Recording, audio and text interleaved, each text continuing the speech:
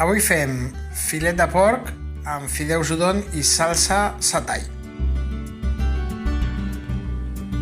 Fem unes quantes rodanxes del filet, la meitat, això és més o menys per 2 persones. El posem a marinar amb un tàper, la part de sota amb salsa de soja i la part de sobre ho cobrim amb salsa satay. I ho deixem una mitja hora. Posem a coure els fideus udon.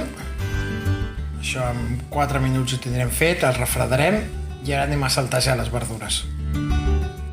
Saltegem doncs la ceba tendra i la pastanaga, 3 minuts, 4 màxim, i la reservem per fer el saltejat final. I ja tenim els fideus integrats amb les verdures, els hem saltejat breument, els reservem i ara anem a coure la carn. La podríem saltejar aquí, però prefereixo fer-la a la planxa volta i volta. Marquem els filets a la planxa, encara amb una mica de salsa per sobre, volta i volta, després els tallarem a tirets i ho barrejarem amb els fideus.